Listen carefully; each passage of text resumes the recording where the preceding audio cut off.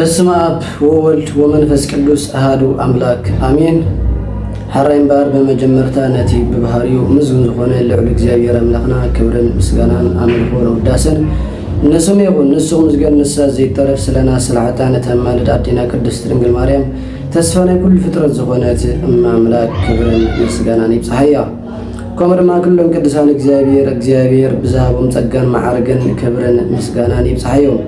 ሐራይም ባር በመጀመርታ ዓለም ዘለኹም ናይዚ መንፈሳዊ ትምህርት ፍራዊ ተኸታተልትን ከምኡ ድማ ኩላትና ህዝበ ክርስቲያን ሓፈሻዊ ደቂ ተዋህዶ ሰላምኩም ይብዛሕና በልኩ። ሎማዓት ድማ ከም ፈቃድ እግዚአብሔር ዘለናዮ ዝኣቱ ዘሎ ሳምንታት ናይ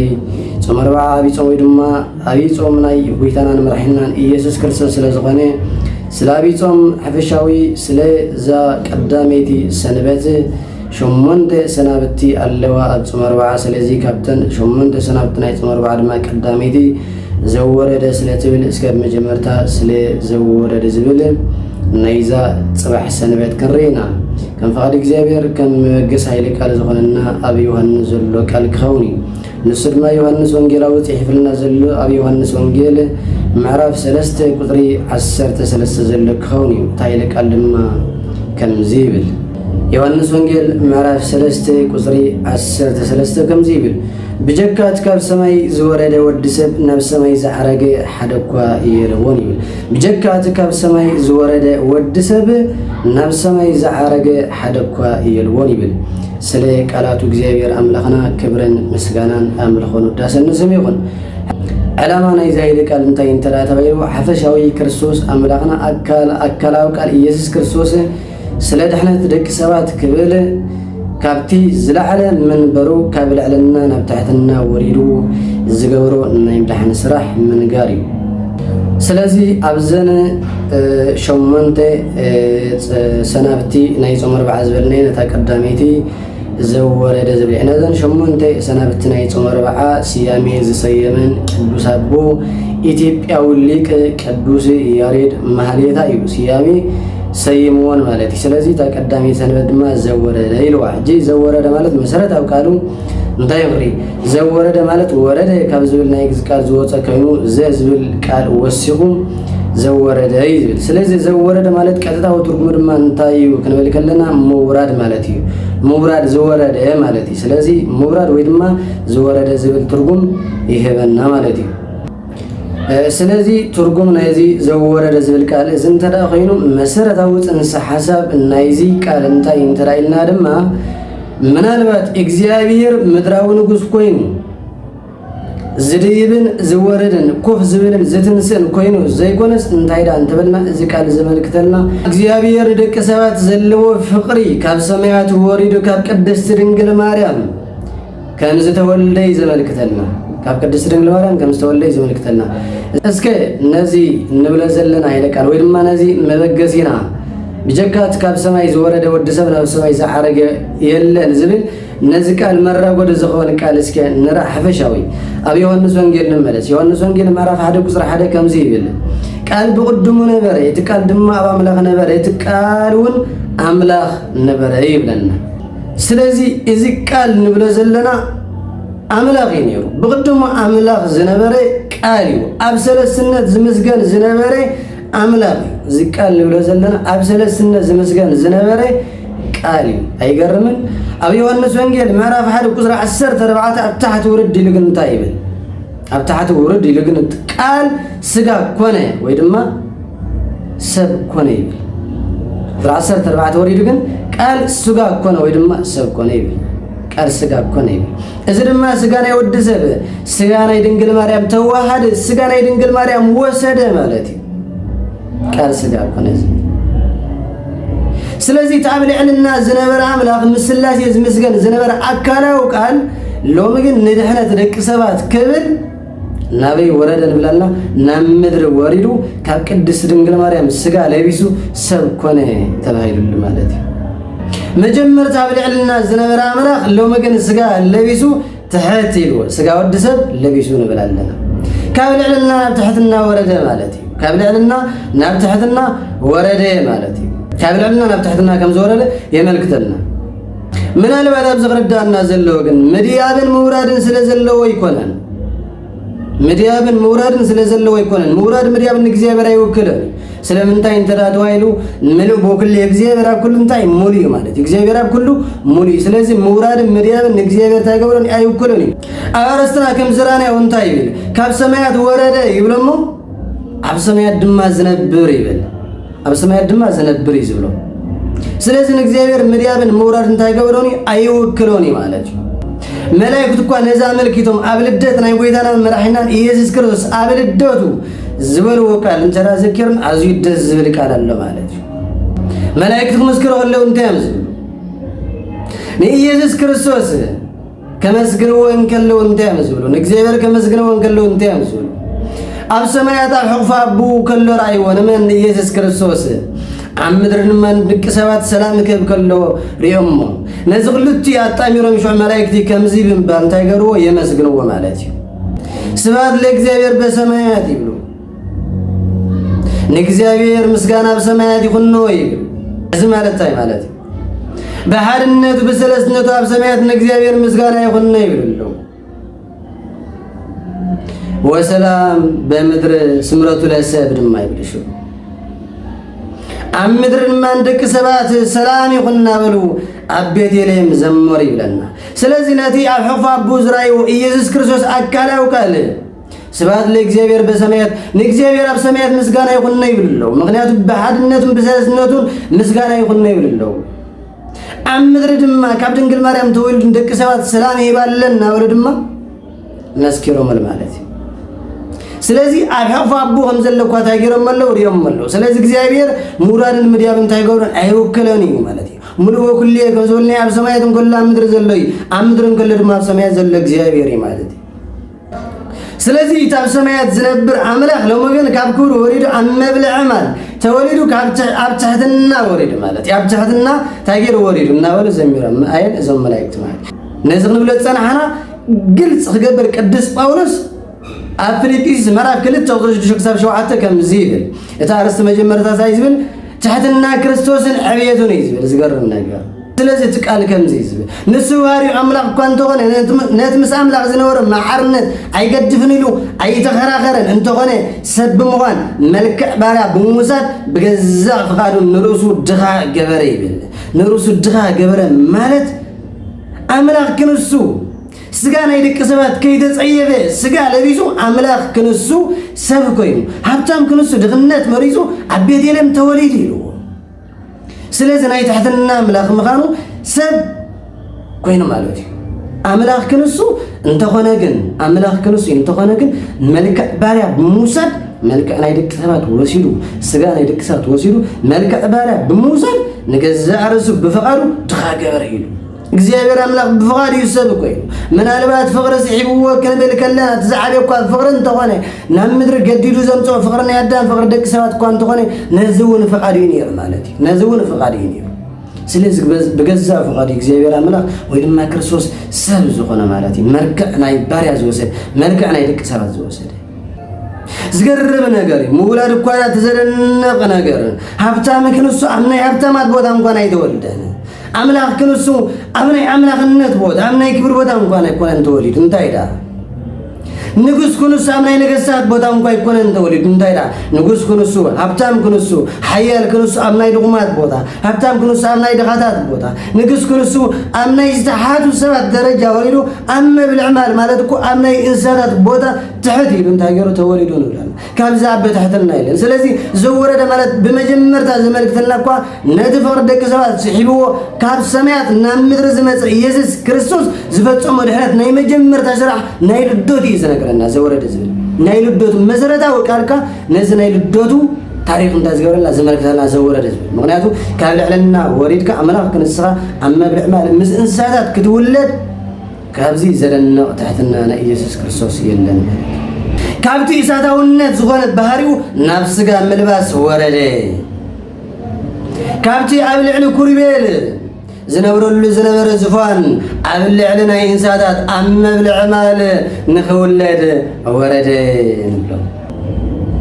ናይ እግዚአብሔር ሙራድ ፍሉይ ዝገብረ ነገር ናይ ኢየሱስ ክርስቶስ ሙራድ ፍሉይ ዝገብረ ነገር ድማ ኣሎ ዝገርም ነገር ኣይገርምን እግዚአብሔር ኣብ ወሪት ዘመን ኣብ ብሉይ ኪዳን ብዙሕ ግዜ ናብ ደቂ ሰባት ወሪዱ እዩ ብዙሕ ግዜ ናብ ደቂ ሰባት ታገሪ ወሪድ እዩ መጀመርታ እኳ እንተሪና ኣብ ዘፍጥረት ምዕራፍ 7 ቁጥሪ 11 ዘሎ ንዕኑ ውረድ እሞ ቋንቋም ንደባልቕ በለ ይብል እዚ ድማ እንፃሶናር ከፍርስ ከሎ ማለት እግዚኣብሔር ደቂ ሰባት ብሓጢኣቶም ምክንያት ብትዕቢት ተመልኦም ንእግዚኣብሔር ከፍርሱ ኣብ ዝሓሰብሉ ህንፃ ሰሪሖም ንእግዚኣብሔር ከርክብሉ ኣብ ዝሓሰብሉ ግዜ እግዚኣብሔር እዚኦም ኣይሰምዑን እዮም ንእግዚኣብሔር ክብዘዝ ኣይክእሉን እዮም መንሑ ቋንቋም ንደባልቕ በለይ ኣብ ዝበለሉ እግዚኣብሔር ናብ ደቂ ሰባት ወሪድ እዩ ዝብለና ንዕኑ ውረድ እዩ ዝብል ትካል ኣይኮነን ኣብዚ ግን እግዚኣብሔር ብምንታይ ወሪዱ ከምዚ ሕጂ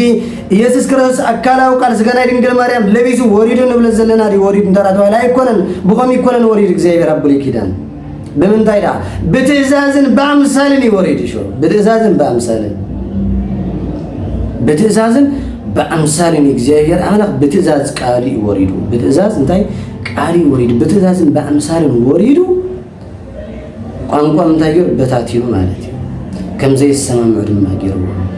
ስለዚህ ትምውራድ ናይ ብሉይ ኪዳን ዝነበረ ኳዚዩ አካላው ቃል ስጋ ይኮነን ሽዕለቢሱ ወሪዱ እግዚአብሔር ስጋ ለቢስ ይኮነን ደቂ ሰባት ببهاري يكون نشوء ترايوم ببهاري ويكون ترايوم مالتي ناس قلت صحيح برجما قدس باولوس نسبرويان بصحف لما ملختي ازير النغه مالتي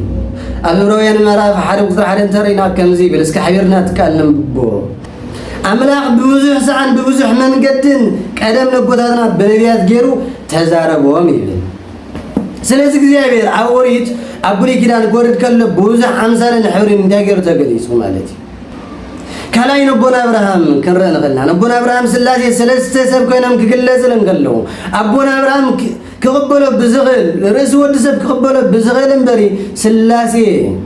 بملكوت أو بهاري كون نبونا إبراهيم سجل صلوا جيبه ندايدا إبراهيم كقبله بزغل أي مرة ود سب كقبله بزغل بأمثال سلسة شماغل سباي كون تاير تجلي صلوا مالتي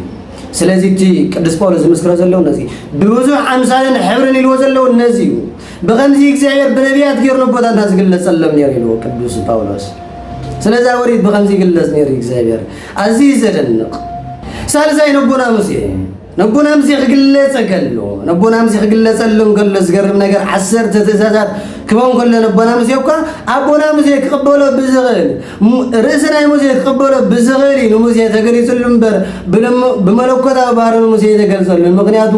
ናዓይ ሰብሪ ነብይወት ከነብራ ይኸልኒ ለእግዚአብሔር ሰብን እግዚአብሔር በመለኮታው ባህር ክሪው አይኸልኒ ሰብን እግዚአብሔር بملكوته وبار كريا يخل إخبار ما بملكوته وبار نسب كل صار لايك اللي من يتود سب حامي يقولون إخبار ندك سواز كل سكن ود سب كبوله بزغل أي مورانا كبوله زغل ناي مورانا عمو زغنة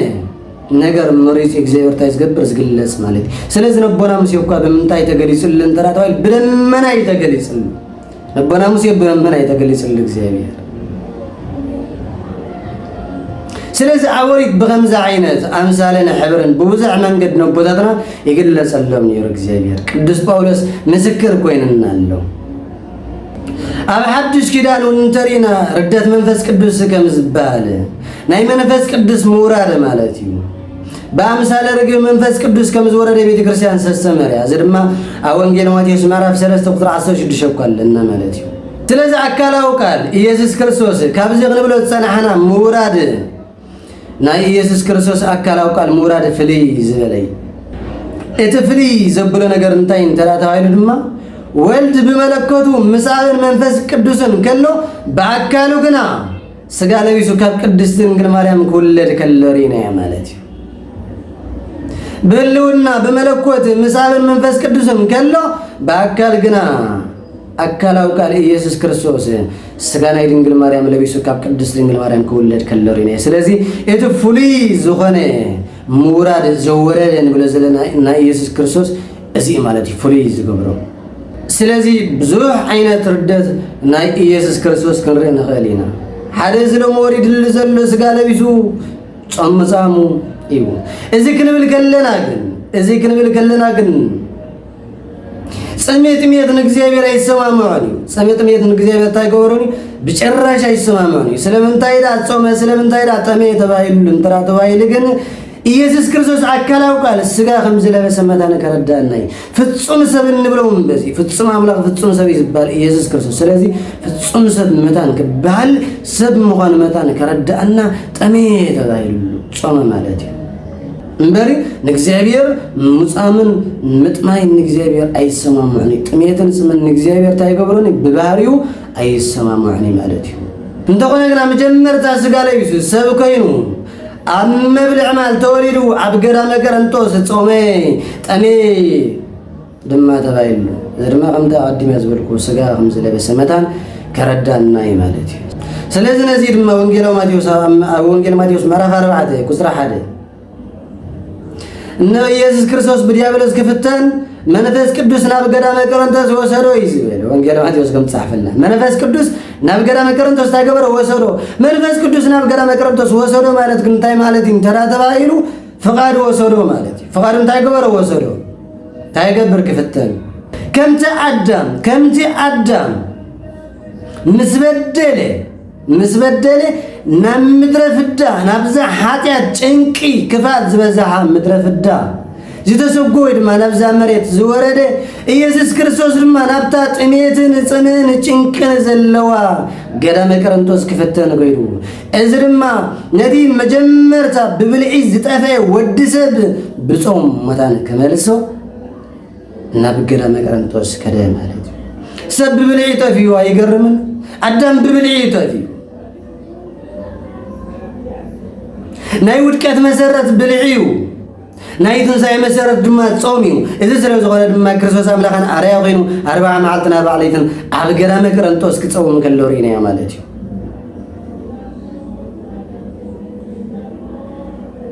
ስለዚህ ፈቃድ ወሰደማ መንፈስ ቅዱስ ወሰደማ ተፈቃድ ወሰደማ ስለዚህ በፈቃዱ ድማ ናብ ገዳመ ቆሮንቶስ ከይዱ ከሐሳን አዳም መታን ክኸውን እቲ ሰብ በፈቃዱ ባዕሉ በፈቃዱ ወዲቁ ወዲ ሰብ ናብ ምድር ዝተሰገ ሎሚ ድማ ክርስቶስ ዳግማዊ አዳም ዝተባሃለ በፈቃድ ማለት ናብ ገዳመ ቆሮንቶስ ከይዱ ነቲ ብብልዕ ዝጠፈ ዓለም ነቲ ብብልዕ ዝጠፈ ሰብ ብጾም ገይሩ ታገይሩ መሊሱ ማለት ስለዚህ ዘወረደ ዝብላብ ዝንሪውን بفقر دك سبات كفتن ناب ديابلس ورده بفقر دك سبات مدان كفتن ناب قدام قرنطس ورده مالتي زو ورده زبنا زي زملك ناب تحتنا ورده مالتي ناب تحتنا ورده كالي زو ورده زبل إتي كربيلن سرافيلن كوكريو زيكلو نخيري ورما باغنا فم قصهم اقروم زبانهم تشفينهم زمسقنو لو مقن إتوم حلقات ناي مدرس بال فريساويان صدقاويان بزح صرفي صرفو نزي صرف زك صرف لما ورده مالتي نصرف زك صرف لما نابتحنا انت اجبر ورده مالتي ايغرم كربيلن تربيلن እግዚአብሔር ንገይሪው በخنافهم ገጽም ዝሽፍንዮም በخنافهم መላከለም ዝሽፍንዮም ናኻ ፍራይ ለበቃሕና ዝብልዮም ስለዚህ ትኩርቤልን ቹርቤልን ቋቅሪው ዘይበቁሑ እግዚአብሔር ሎመገን ናብቶም ናይ ምድር ሓለቃታት ዝባሉ ናብ ፈሪሳውያን ናብ አይሁድ ናብ ሰዱቃውያን መጺው ናብ ትሕትና ወሪዱ ናብ ጸርፈ አይሁዳውያን ወረደ ማለት እዩ ክጸረፍ ክዝለፍ ክጭፍጨፍ ክግረፍ ወረደ ማለት እዩ ስለዚህ ዘወረደ ጥቅልል ብዝበለ ዘወረደ ብሙሉ እንሪኳ ትሕትና ናይ ክርስቶስ ብሙሉ ትሕትና ናይ ክርስቶስ ነገረ ድሕነት ናይ ክርስቶስ ብሙሉ ትሕትና ይዝገልጽ ማለት እዩ ትሕትና ድማ ካብ ልዕልና ናብ ትሕትና ምውራድ ማለት ካብ ሰማያት ናብ ምድሪ ምውራድ ማለት እዩ ካብ ባህር እሳታውነት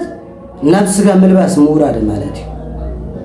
ካብ ምስጋና መላእክት ዝሰምዓ ዝነበረ ልሳን ናብ ጸርፊ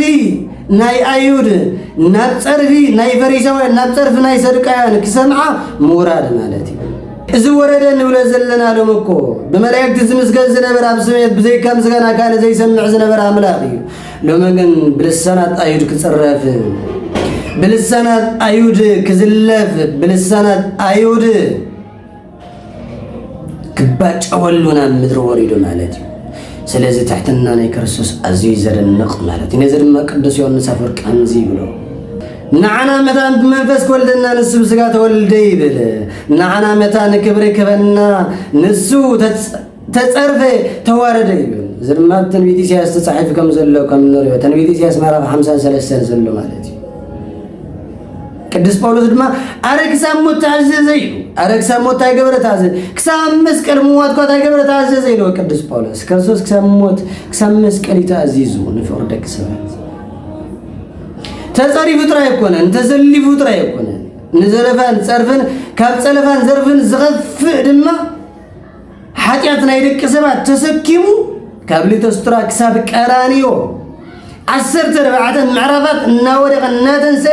መስቀል ተሰኪሙ ክሳብ መስቀል ክሳብ ሙማት እንታይ ገይሩ ተአዚዙ ማለት እዩ እዚ ምእዛዝ እኳ ዝገርም ነገር ትሕትና እዩ እዚ ምእዛዝ እኳ ነገረኩም ትሕትና እዩ ኣብ ልዕልና ዝነበረ ኣዛዚ ዝነበረ እግዚአብሔር ንዓለም ንምድሪ ዝእዝዛ ዝነበረ ንነቢያት እና ነገር ንእስራኤል ዝእዝዝ ዝነበረ ኣምላኽ ሎሚ ግን ንእስራኤል ዘስጋ ተአዚዙዎም ክገረፍ ክጭፍጨፍ ክስቀል ከሎ ሪናዮ ንሞት ተአዚዙ ናብ መስቀል ክዲብን ከሎ ሪናዮ ማለት እዩ ስለዚህ ካብዛ በትሕትና እንታይ የለን ስለዚህ ምስጋና ሙዳሰን ጥራይ ሰማዕ ዝነበረ አይዛኑ ለመገን ጸርፍና አይሁድ ዘለፋና አይሁድ ክሰምዓ አዛኑ ሪና የለ ስለዚህ እነዚህ ክሰምዕ ኢሉ ወረደ በትሕትና አይጋር ደቅ መዛሙርቱ ከሐጽብ ወረደ ማን ክርስቶስ ዮሐንስ አፈወርቅ ድማ እዚህ ነው ተሕትና ናይ ኢየሱስ ክርስቶስ ከም እዚህ ብሎ አቤት ተሕትና ማዕረክን እንደዚህ ተሕትና አቤት ትዕግስት ማዕረክን እንደዚህ ትዕግስት አቤት ፍቅር ማዕረክን እንደዚህ ፍቅር ይብል ፍቅር ሳይወል ወልዳያል እመንበሩ ዋጽው እስከረሞት ከመስተባለ ፍቅር ካብ ሰማይ ሲህዋታን ኢየሱስ ክርስቶስ ካብ ሰማይ እንታይ ዝገበረ ዝወረደ ተሕትና ናይ ኢየሱስ ክርስቶስ ፍቅርና ኢየሱስ ክርስቶስ ትዕግስትና ኢየሱስ ክርስቶስ ብልሳን ተዘሪቡ አይወዳኒ ብልሳን አይግለጽ ጭራሽ ብልሳን ታይግብርና አይግለጽ አድኒካ ጥራይ ዘለም ተሕትና ኢየሱስ ክርስቶስ ትዕግስት ኢየሱስ ክርስቶስ ፍቅር ኢየሱስ ክርስቶስ አድኒካ ጥራይ ዘለም ወአድኒካ ጥራይ ዘለም ቅዱስ ኤፍሬም ድማ ውዳሴ ማርያም ናይ ሰውኔ ከምዚ ብሎ ፈቀደ ግዚ አግዞ ለአዳም ዝነወት ኩዘለብ ይብሎ ነዚ ትክይዞ ኣብ ትሕቲ ባርነት ኣብ ሞት ዝነበረ አዳም መታን ልዕል ከብሊታ ዝገበረ ዝወረደ ማለት ይኸላ ይኮነ ነዚ ተክይዞ ሓዚኑ ኣብ ትሕቲ ባርነት ኣብ ትሕቲ ሞት ኣብ ትሕቲ ጸልማት ዝነበረ አዳም ናብቲ ዝነበሮም ክብር መታን ከመልስ ክርስቶስ ናብ ሕስረት ወረደ ካብ ክብሪ ናብ ሕስረት ወረደ እዚኣ ኸልዋል ሓንቲ ይብላ ንአዳም ድማ ናብ ክብሪ መሪስዎ ማለት እዩ ስለዚህ ወረዳ ከመልከለና ክርዳና ዘለዎ ነገር ግን አምላክነት ገዲፉ ዝፋኑ ገዲፉ ወሪዱ ይኮነን ንብል ዘለና ምክንያቱ ከምታ ቀዲምና ዝብልና እግዚአብሔር ሙሉ በኩል ያብ ኩሉ ሙሉ ይልና እዩ እግዚአብሔር ወሪዱ ክንብል ከለና ዝፋኑ ገዲፉ አምላክነት ገዲፉ ሰብ ኮይኑ ይኮነን ንብል ዘለና ከምታ ቀዲምና ዝብልና ምስጋና ናይ መላእክቲ በህልውና ምሳብን መንፈስ ቅዱስ እንከሎ በአካል ግና ካብ ቅድስት ድንግል ማርያም ስጋላዊ ስኮለድ ከለሪና ስለዚህ ትምውራድ ንብል ዘለና እዚዩ ካላይ ይኮነን አምላክነት ገዲፉ ወሪዱ ንብልኒና አምላክነት ቶታል ገዲፉ ሰብ ጥራይ ኮይኑ ንብልኒና ዝፋኑ ተቀላላ ገዲፉ ናብ ምድሪ ወሪዱ ንብልኒና ማለት እዩ ኣብ ዝፋኑን ከለይ ክርስቶስ ካብ ቅድስት ድንግል ማርያም ተወሊዱ ኣብ ዝፋኑን ከለይ ክርስቶስ ናብ ታሕትና ወሪዱ እዚ እቲ ትምህርት ናይ ቤተ ክርስቲያን ማለት ስለዚህ ካብዚ ታሪክ እንማራ መወዳታ እንታይ እንተራ ተባሂሉ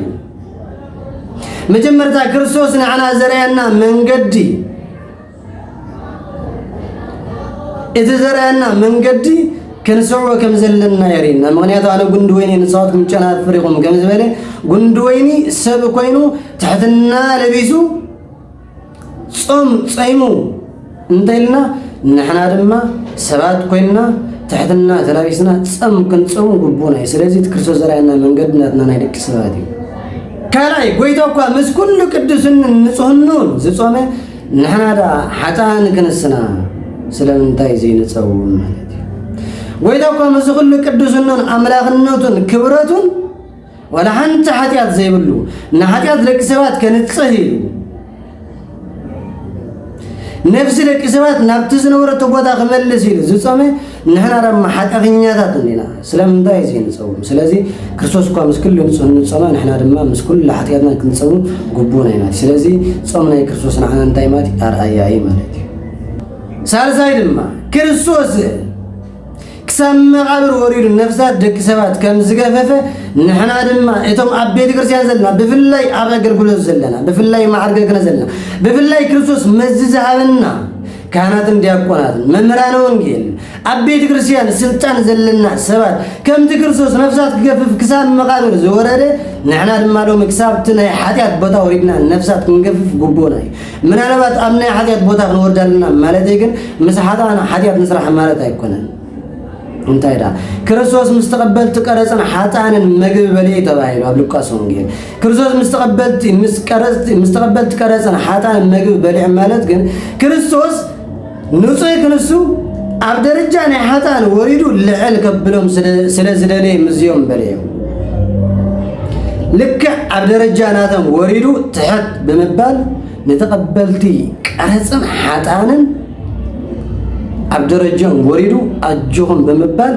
ሕሙማት ክጽውዑና ወሪዱና ምድር ወሪዱ ስለዚህ ለሙድማቶም ስልጣን ዘላቶም ምራን ወንጌል ዝባልቶም ናይ ቤተ ክርስቲያን ተልኾለና ንብል ሰባት ክሳብትና ኃጢአት ቦታካ ወሪድና ነፍሳት እንገፍፍ ጉቦናይ ክርስቶስ ዛበና ወንሲ ኪዱና መላ ዓለም ከይድኩም ነፍሳት ግፈፉ ይልና ወሪያት ስልጣን ተራይቦም አመላ ዓለም ማለት እኮ ኣብ ቅድስና ቦታ ዘለው ኣብ ቤተ ክርስቲያን ዘለው ከይድኩም ስበ ቁጥራ ይኮን ኣብ ቤተ ክርስቲያን ዘላ በጊዕ ናይ ክርስቶስ ያ ክርስቶስ ሰሓቢያ ክርስቶስ ደል ዘለው ካብ ቤተ ክርስቲያን ወጥያ ዘላ በጊዕ መስሓቢ ክርስቶስ ደል ዘለው ካብ ቤቱ ጠፊያ ዘላ ነፍሲ ክርስቶስ ደል ዘለው በኃጢአት መይታ ዘላ ነፍሲ ስለዚህ بفلاي إدوم سلطان زلنا معرقة كانت معرقة دي كنا زلنا بيت كرسيان سلطان زابنا كرسو سلطان زابنا مز زابنا زي تجوار زي كنا صراحة اللي جبونا هي مالتي سلازي زي زورد زبلك حفشاوي سلا جحنات نقرأ جحنات نايكرسوس سلا تحتنا نايكرسوس سلا في الصوم زخونة فقر نايكرسوس إن مار اللي كون دخونة يتزجورنا نقر كل لما نحنا نراينا سلا زخونة جدار كرسوس كنا نحنا كنجبر جبونا سلا زخونة لازم نجبر جزاء برملا بمحرته إذا كفنا رجل ماري بمالنا ذا كلهم كل سنة براديهم إذا كفنا نيلهم مع تزن برات مرتنا نزيز مثل زورد زولي بجكات كاب سماي زورد وبسب ناب سماي زعرق حدوكا يلبون زول نيرو زمهرنا نزمعلنا نجزي برمنا كبرنا مسكنا عملهم داسم نسمع يكون قال سجا كونه